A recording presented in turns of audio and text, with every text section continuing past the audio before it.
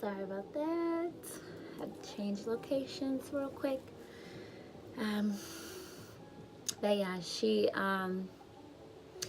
thought that she was having a panic attack, but she actually had a heart attack. So she was at home with her two roommates. She was living in North Carolina at the time, and was pretty happy. I had just spoken to her a couple days before that, and we had a really long, like 2-3 hour conversation, which really isn't weird for us because, like I said, the older that we got, the more connected we became. So, of course, I teared up, and I just kind of lost it. I went straight to my boss, and well, my boss's boss, um, whose name is Baxter, and he was so kind. He offered to drive me home because he could see how upset that I was. My mom had called me and my brother on three-way and told us the news. So I could feel in my heart that, this was it. I don't know why I knew that, but I knew that. So my main priority was to get to North Carolina, to get to the hospital, to get to her. I was shocked that they had revived her because, so what happened was she suffered the panic attack initially, and her friends noticed that physically she was not doing very well. She was weak, could barely speak, didn't have any energy at all, and they were frightened. So they called the ambulance, and in my pure sister's form, she told them to cancel the ambulance, that she was not going to go to the hospital because, and I understand, due to the fact that she spent so much of her younger childhood in the hospital, I can understand her not wanting to be there. The thing about my sister is she was born in a house. She wasn't born at the hospital. My mom actually did not make it to the hospital fast enough to deliver her, and like all of her children, we're ready when we're ready. We're not really ready when everybody else is. So if you're not ready yet, you got to get ready. And so from birth, Jhene was like that. So I think it was her decision, canceling that ambulance, that she knew that her time was very, very limited. So she asked them to set her up on the couch, and her roommates agreed to sit with her and watch over her. And at about 2-3 in the morning, her roommate fell asleep, and she woke up around 5 or a little bit after 5, and Jhene was not responsive. She wasn't breathing. She had turned blue. So of course they called the ambulance, and the EMTs were able to resuscitate her. And the funny thing about her is her heart was the only organ, once she actually got to the hospital and they were able to stabilize her, her heart was the only organ that did function on its own. She couldn't talk. She was pretty much in a coma at that point. We were just dumbfounded at the fact that they were able to revive her. She stayed alive an additional 4 days, all on her own. And I truly believe in my heart of hearts that it was to give all the necessary people that were important to her time to say goodbye. And what I realized about my sister at that time was I did not know how well loved and how much of an impact she had made on people that barely knew her. She had just started a new job. She had only been there for a couple months. When I tell you that these people stormed the hospital every day, there were people coming up there to offer condolences or to say their goodbyes or just to spend time with us. I mean, it was shocking. It was really shocking to see the impact that she had on so many people, friends that she had made. Jhene had only been in North Carolina for a couple of years. So for these people, I mean, they threw her a party. Of course, with my mom's permission, they asked to throw a party, a celebration of life for her at the house. They came up with the funds all on their own. They attended the memorial, and like I said, they were up there every single day. We were there for 4 days. It felt like forever. But we were up at the hospital for 4 days, and once my mom started reaching out and informing people, they showed up non-stop non-stop. Every hour there was somebody coming that wanted to see and visit with Jhene. So it just put into perspective the same way Nipsey has this huge impact on the world. In my world, she was just like that. I didn't realize how big of an impact that she had on everyone around her. I had no idea. And so I was blown away, and I was overwhelmed with the amount of love that she received from people that I didn't even knew her. And for her to just have started at a new company, and for her supervisors, both of them, all of her brand new coworkers, to show so much love and support, it really spoke volumes for her personality, and her character, and how she carried herself. Like I said, she was a very vibrant person. If you didn't get to meet her or spend time with her, all I can say is I'm sorry for you. But just like Lauren London is so appreciative of the time that she's had with Nipsey, that's how I feel about my sister. She was an amazing person, and instead of being sad all of the time that she's not here, I'm most grateful for our memories. I'm grateful for, just grateful for the time that I had with her, because part of me feels like she was so special, we weren't even supposed to have it. My grandma would always say that she was a miracle baby, because she just defied all the odds, and she lived until 29. And so I'm sorry, I told you I had my tissues handy just in case. But I'm so grateful that she was my sister, and that I got a chance to grow up with her, to learn with her, to fight with her, to argue with her. Closer to the last few months of her life, she was going through this identity crisis, and I was always on her. I can be very harsh, especially when it comes to my loved ones, because that is how I show that I care. I don't want you to be weak. I don't want you in this world not knowing who you are or what you stand for, or expecting other people to validate you, or other people to tell you who you should love, or what your gender orientation is. That's something that you have to dig deep and find within yourself. And I got so tired of talking to her about it that I was like, don't call me anymore. Stop talking to me about this. We don't have nothing to talk about. She would still pick up the phone, because the thing is, I'm not going to lie to anyone. I will always tell you the truth. The truth may not be pretty. It may not be what you want to hear. It may offend you or hurt your feelings, but it doesn't change the fact that it's still the truth. And that's something that I don't even give myself the luxury of bullshitting myself, or sugarcoating myself, or not being 100% honest with myself. So there's no way that I could, ever not have that same expectation for the people around me, especially my loved ones. But Jhene was never afraid of the truth. She never ran from it, no matter how ugly it was. She was so fully accepting of herself. And our last conversation, she was more herself than I had ever heard her be in a very long time. She just seemed so her. That's the only way I can describe it. She was so herself, so much herself, that she just sounded so peaceful and so just confident and so self-aware. The only thing that I noticed that was kind of off was she sounded so weary, like tired. And the thing about Jhene is she had called off work earlier that week, and that's just something Jhene does not do. She does not play about her coin. None of us do, to be honest, but she was dedicated. She liked what she did. She thrived at work. So for her to call out of work, everybody was kind of like, what the hell?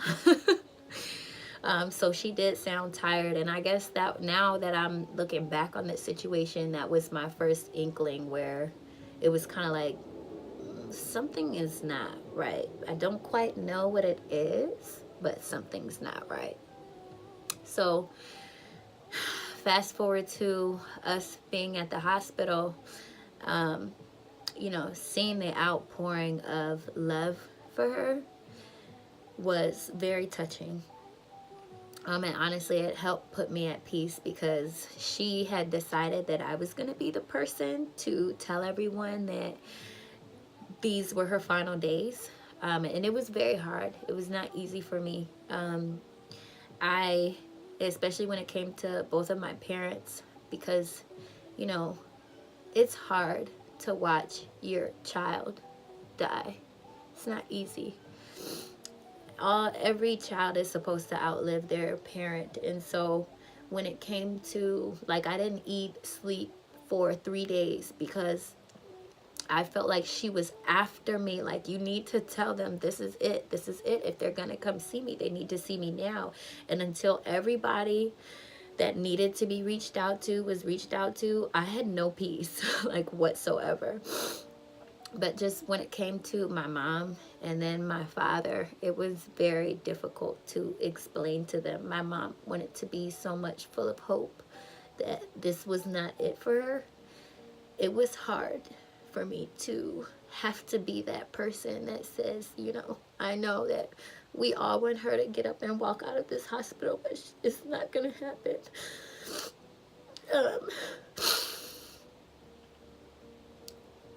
But, you know, I think that she chose me because she knew that I was strong enough to get the job done.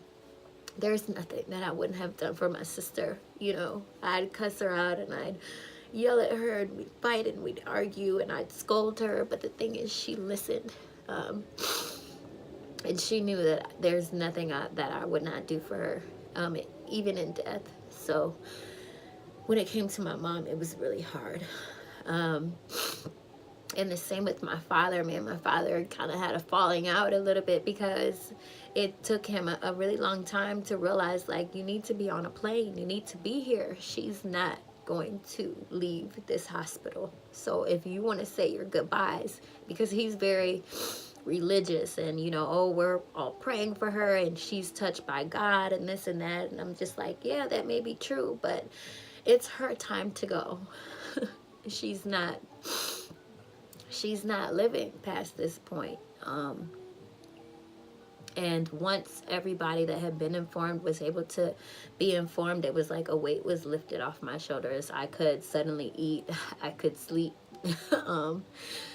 And I guess that was just her way of saying, you know, thank you, job well done. But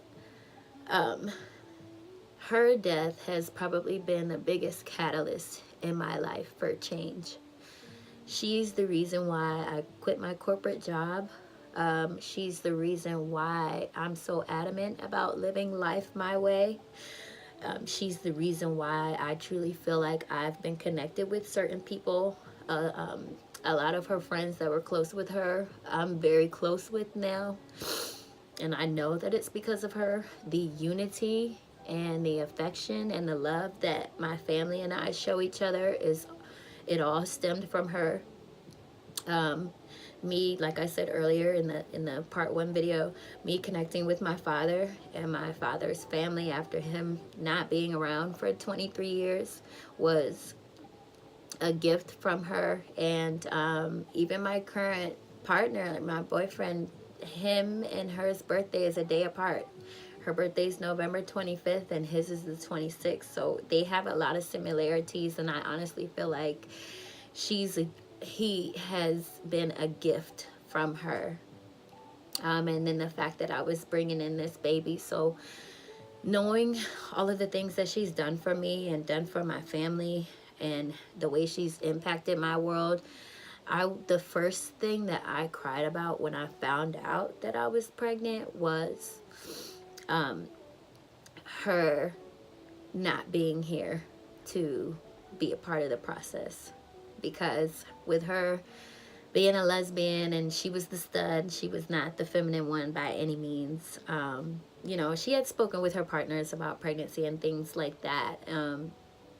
But it's just something that was going to be special for me and her to look forward to. And so that was the only time that I actually felt genuine sadness, because I was just like, you know, this very special thing that I've waited for my whole life is happening, and you know, I'm not gonna hear you say congratulations. You're not gonna hug me. You're not gonna be here to celebrate. But the thing that I had to realize was that it's not true. It's not true. None of it's true. She's made her presence known for sure. Just because they're not here with you in the physical does not mean that they have just disappeared into this abyss. If you're open to hearing them, they will show up for you. So it brought me a lot of peace to know that even though she's not here in physical form, she still does things that reminds me that she's around. And honestly, I can feel her energy sometimes. I can smell her. I can feel her curls. That was one of my favorite things about her. Like, my sister had the softest skin in the world, and she had the best curls I've ever seen. Like, I used to tease her and be like, ooh, Jhene, let me play in your curls. Can I be your girlfriend? Because she was so attractive. No matter if she chose to identify herself as a woman or do her stud thing and identify as Caesar, she was gorgeous no matter what she wanted to be. Now the new term is androgynous. She was a very androgynous individual. She could pull off either gender that she wanted to be, and she looked good for both of them. So just realizing that she hasn't fully left me, still being able to talk to her, still seeing her in my dreams, and her doing things here in the physical to show me that she's still around, has brought me a lot of peace. So I actually made her, and it's funny because I just text my paternal grandmother, Grammy Lou Carroll, and I just told her this story where I was really emotional during yoga one morning. I was telling you guys in part 1, and you know, I pretty much told her, you know, show me that you are still here with me and that you're gonna still be here to complete this journey with me. And like I said, I logged on to Facebook, and there was a message from her, and she was like, I love you, Jasmine, so very much. And to me, I knew in my soul, in my heart, that she heard me, and that was her way of saying, I'm not going anywhere. She does not let anybody, no offense, but probably not even God, tell her, you know, what she can and cannot do. So once she's put her mind to something, it's pretty much done, no matter how crazy anybody else thinks it is. She was in the process of starting her own business. She had a thriving edibles business with her partner at the time, and she was on the way to moving here. One of the things that hurt me the most about her memorial service was that was literally the same day that she was supposed to be moving in with me, coming back to the DMV. So it was going to be me, my brother, my sister, all of us together, and we haven't been able to experience that since we were kids. So it was hard, but it brings me a lot of peace to know that she had a very full life. She did everything that she wanted to do. She didn't put any limitations or any restrictions on herself, no matter what anybody said. And the impact that she was able to have on so many people, including me, and, you know, even total strangers that to this day still reach out, you know, still say, you know, check on me and say how you're doing and stuff like that. To know that she is not fully gone, she is still present, really puts my mind at ease a lot. I had to remind my mom, like, she was born in a house, and so she chose to pass in a house. And I just believe that everything happened exactly the way that it should have, because I don't think my sister would have it any other way. So for those of you who have lost a loved one, you have my full love and support. You know that feeling, that void that can never quite be filled. Even with me having a new child, I just pray that this child embodies some of her spirit. Some, notice I said some, not all, because my sister was crazy, just like all Sagittarius. I love y'all, but y'all are crazy. And for her to just continue to allow me to feel her warmth and feel her energy and feel her spirit. The thing about energy is it never gets depleted. Energy does not disappear. All it does is transform into something else. So every time I see a butterfly, or every time I see a pretty bird, or I see a very shiny star, I know that that's her saying, hey, you know, I'm still here. So it gives me a lot of comfort, and it gives me a lot of support, and it helps put my mind at peace. And that's why watching Nipsey's memorial service and hearing his family speak, I can definitely relate. It brings out all of my own feelings about her. Because initially I was going to make this video about the gender reveal that I have coming up. So we're putting plans in place. We just secured a location. I have the date. It's going to be May 11th. So for those of you, also one thing I do want to shout out is my subscribers. I have 13 subscribers, and I just want to say shout out to you guys. Miss Jesus Christ, Sister in AE, she's my mom from London. I went to London as one of my very first trips back in 2009 out of the country, and oh, she was so wonderful. I just built this great bond with her, and she's followed me throughout the rest of my years. So she's subscribed. My brother Derek, Takira 88, Robert Walker, thank you. Thanks, Rob. I appreciate you. And then there's a couple other ones. I can't see everybody because a lot of people are private, which, hey, you know, I'm not gonna knock you. Just thank you for subscribing and caring to watch and caring to listen to me. But shout out to y'all.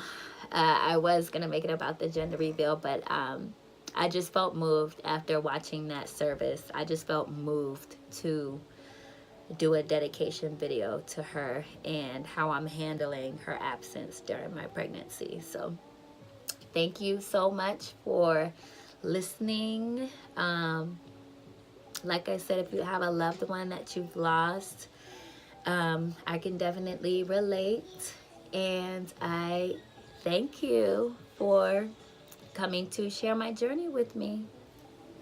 Love and light to you guys. Mwah. Gotta go.